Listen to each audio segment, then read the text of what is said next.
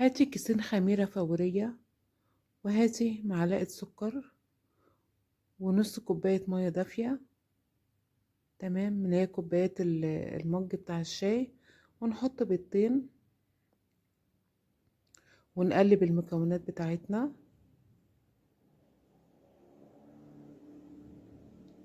ونحط معلقتين خل، وربع كوباية زيت زيتون أو زيت عادي مع زبدية. ونقلب المكونات مع بعض. هنجيب كيلو دقيق، جميع الاستخدامات أو دقيق فاخر، مع معلقة ملح صغيرة. ونبتدي بقى ايه، نعجن العجينة بتاعتنا بالشكل ده كده.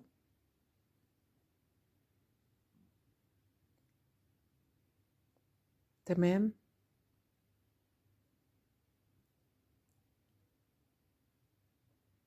حسيت ان العجينة محتاجة سوائل، فحطيت، جبت مية دافية تاني، كوباية مية. وهوريكم مقدار المية اللي انا خدته. وابتدي بقى ازود المية شوية بشوية، ما زودش مية مرة واحدة، لحد ما اشوف ملمس العجينة معايا. تمام. اكون بقى منضفة الرخامة بتاعتي كويس قوي، وابتدي اعجن في العجينة بتاعتي. محتاجة طبعا عجن كتير عشان تديني عرق وتبقى عجينة ناعمة. تمام كده، هي بتلزق، بس من كتر العجن مش هتبقى بتلزق. شايفين؟ لما اشد العجينة كده والاقيها ما بتقطعش معايا، يبقى هي ايه، اتعجنت كويس. تمام. بعد ما عجناها نحط ايه، قطعتين زبدة كده، وابتدي اعجنها تاني. هنبص نلقى العجينة اتفشكلت كده معايا وشكلها بقى مش حلو. لما تشرب الزبدة هتبقى العجينة حلوة. والموضوع ده بيديها، قطعة الزبدة دي بتديها ملمس ناعم، وبتبقى عجينة طعمها حلو قوي. وفي النهاية بتديك المخبوزات بتبقى هشة. تمام كده. هبتدي بقى اعجنها بقى كويس لحد ايه ما تنعم معايا بالشكل ده كده. اهو، شايفين؟ هدهنها بقى ايه، زيت بالشكل ده كده، واحطها في البولة، واغطيها واسيبها تخمر. استرتش والفوطة، وتحطيها بقى في مكان دافي، في فرن ولا في حاجة كده، عشان احنا في الشتاء. اهو ادي المية اللي انا استخدمتها كوباية ونص. تمام. وعلى حسب الدقيق بتاعك، يعني ما تزوديش المية مرة واحدة. ويا اما تحطي مية يا اما تحطي حليب، على حسب اللي عندك. هبتدي بقى ايه، بعد ما العجينة خمرت، خدت نصها كده ونغطي نصها عشان وشها ما ينشفش. وابتدي بقى اقسم العجينة بتاعتي قطع متساوية. تمام كده. بعد ما شكلنا العجينة، احطها بقى في الصاج بتاعي كده، واسيب ايه، فراغ.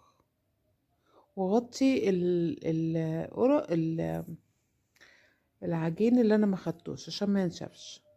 وابتدي بقى افردها وانغزها كده بالشوكة. تمام. عندي بقى صلصة، هنعمل النهاردة ميني بيتزا.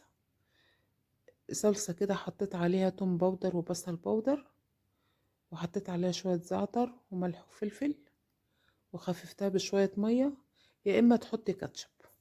وابتدي بقى ايه، ادهن العجين بتاعي كده. واحط بقى ايه، حط الحشو اللي انت عايزاه. انا حطيت جبنة موتزاريلا مع فلفل الوان،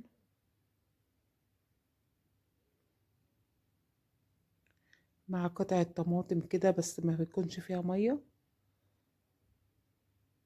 مع زيتون، شرايح زيتون، وعلى الوش كده شوية جبنة. تمام كده. في الأثناء دي الفرن بتاعي والع وسخن.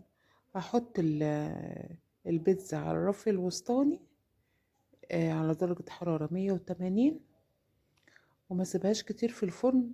أول ما تاخد لون من فوق ومن تحت أروح مطلعش لو سبتيها كتير في الفرن هتنشف. فضلت معايا حتة عجينة بقى ايه، عملتها كده ايه، لفتها رول كده على جبنة، ويكون الجبنة ايه مش تكون ناشفة مش طرية. تمام. واعملها بقى ايه زي ميني باتيه كده. عايزة اقول لكم طعمها بيبقى تحفة. العجينة اصلا مساعداني وحلوة ومتكلفة، يعني فيها مكونات حلوة.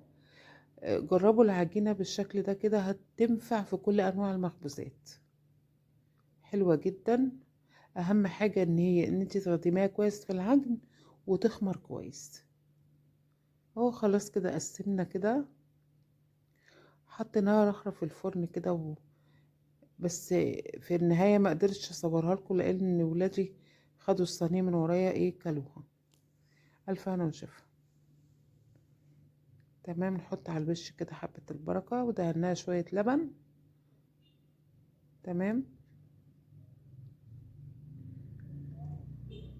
طلعت بقى معانا البيتزا بالشكل ده كده. الله، مش قادرة اقول لكم ريحتها وطعمها تحفة.